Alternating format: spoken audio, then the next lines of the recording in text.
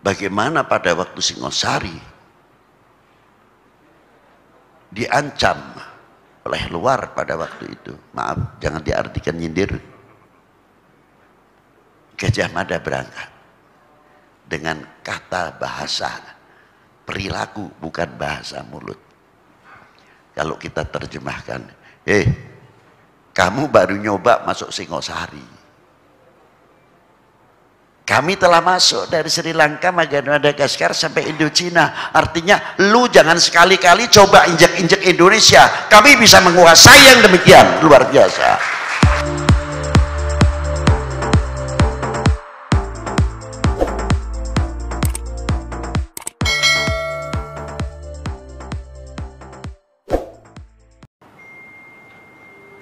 Merasa memiliki Handarbeni kepada Republik ini, yang di backup, yang dibentengi oleh kekuatan agama masing-masing sebagai benteng-benteng yang kokoh. Apakah tidak mengkhawatirkan apa selaku bangsa kalau sudah melentur merosot merasa Handarbeni memiliki kepada Republik ini? Dan sejarah-sejarah perjuangan, sejarah peleluhur, sejarah pendiri bangsa ini, saya terkadang bertanya kemana beliau-beliau itu. Setiap anak apabila taatnya kepada orang kedua orang tua luar biasa, pasti akan mengetahui jerih payahnya bagaimana melihat orang tua mencari sesuap nasi. Dan bagaimana payahnya orang tua, bapak, bangun pagi sudah sampai sore hari, banting tulang. Untuk siapa? Untuk regenerasinya.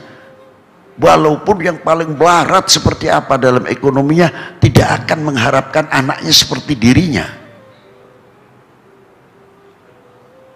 Untuk mampu menjawab tantangan umat, tantangan bangsa, karena orang tua seperti kita ini selalu introspeksi. Iya, zamanku itu payah.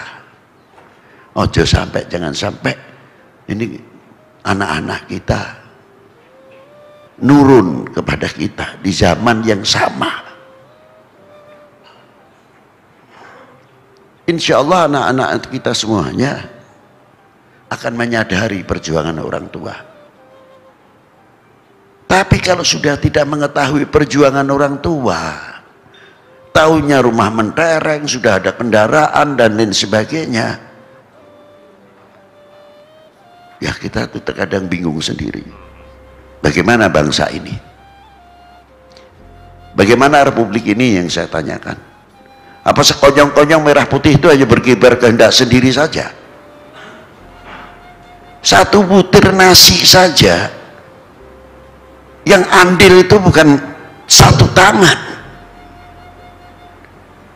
Guru saya itu kalau mau makan pakaiannya rapi, kayak mau pergi saja, walaupun sederhana. Lalu saya selaku muridnya, saya bertanya, tapi saya minta dididik. Pertanyaannya, Yai, terus pundi toto kromonit yang dahar, gimana Yai adabnya orang makan? Saya minta diajari. Lalu guru saya mengatakan, beb, ini sebutir nasi ini ratusan tangan yang andil, beb. Kalau begitu jatuh saja saya ambil, karena saya tidak mampu menciptakan setengah butir nasi saja, tidak mampu, apalagi satu butir. Jadi saya berpakaian begini ini hormat kepada si pemberi rezeki, itu hebatnya. Lalu kalau sudah menghormati kepada pemberi rezeki, yang muncul syukur, yang muncul akhlak, yang muncul adab. Mau nyalahkan tidak bisa. Itu adab orang makan. Diambil. Sedangkan doanya mau makan saja mengundang toleran yang sangat luar biasa, menggunakan harful jama'. tidak menggunakan mufrad dalam grammar. Artinya kami atau kita tidak menggunakan kalimat saya. Allahumma barik lana. Ya Allah, berkahilah kami atau kita semuanya. Yang nyangkul, yang matun, yang sebagainya pertanian. Nah dari situlah andil-andil tangan banyak sekali. Sampai jadi nasi pun tidak cukup satu tangan. Jadi kalimat Allahumma barik lana fima rozaqtana ini wa qina adzabannar tidak hanya untuk di dunia saja, sampai di akhirat pun. Berkahilah kami semuanya rezeki yang engkau berikan kepada kami, dan jauhkanlah dari api neraka.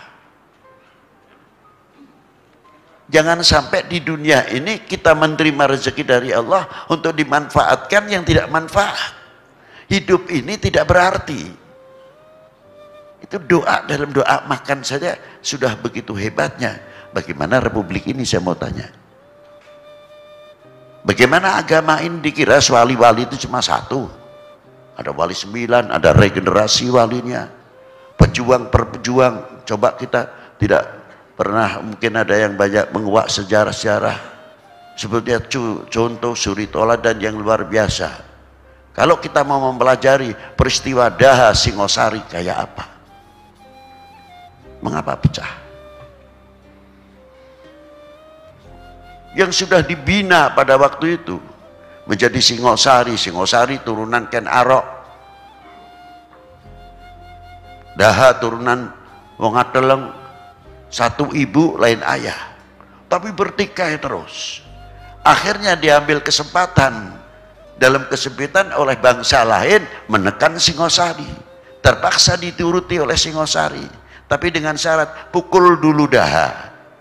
Tidak tahu disapu lidi dari belakang oleh Singosari. Ini diambil pelajaran yang paling termahal oleh Gajah Mada pada waktu itu. Apa diantaranya? Sumpah Palapa, menguasai dari Madagaskar, Sri Lanka sampai Indochina. Apa tujuannya? Kita hanya memaknai, hanya mengetahui bahwa itulah hebat Gajah Mada, tapi saya artinya lain. Karena Gajah Mada mempunyai satu sejarah yang luar biasa. Bagaimana pada waktu Singosari diancam oleh luar pada waktu itu. Maaf, jangan diartikan nyindir.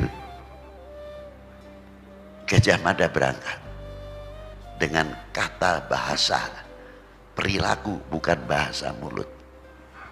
Kalau kita terjemahkan, kamu baru nyoba masuk Singosari. Kami telah masuk dari Sri Lanka, Madagaskar sampai Indochina. Artinya lu jangan sekali-kali coba injek-injek Indonesia. Kami bisa menguasai yang demikian. Luar biasa. Tapi kemana sekarang ini? Kita gembar-gembor kemana sekarang ini?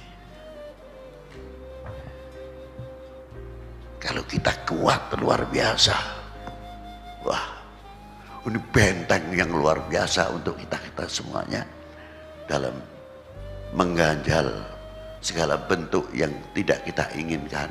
Tapi bukan kekerasan, tapi ketauladanan yang akan kita pasangkan. Saya kagum terhadap Kanjeng Sunan Kudus. Apa diantaranya? Pada suatu ketika, kalau Idul Adha ini biasanya kita saudara muslim tidak terlepas yang mampu memotong sapi-sapi, kerbau-kerbau, kambing-kambing yang di Timur Tengah unta. Tapi Kanjeng Sunan Kudus di Kudus berhadapan dengan yang lain. Yang harus kita junjung, harus kita hormati. Sapi ini menjadi hajawan yang diistimewakan. Tapi Kanjeng Sunan Kudus hebat. Pidato di Langgar Dalam melarang memotong sapi.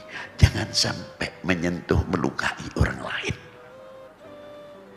Dari situlah Pangeran Poncowati menyerahkan keraton Poncowati yang di Kudus kepada Kanjeng Sunan Kudus. Kerajaannya diserahkan. Kalau saya mungkin ya otomatis siapa orang yang ingin duduk di kursi, tidak ingin duduk di kursi. Tapi apa yang terjadi? Karena Sunan Kudus tahu Demak ada Sultan Abdul Fattah, ada Sultan Trenggono setelah itu. Kami tidak mau berdiri negara dalam negara. Maka bijaksananya Kanjeng Sunan Kudus, kerajaan itu dijadikan masjid Menara Kudus oleh Kanjeng Sunan Kudus. Luar biasa. Ini ketauladanan. Setelah terakhir, saya terkadang kalau ditanya, Beb, apa sih istimewanya ziarah Wali 9?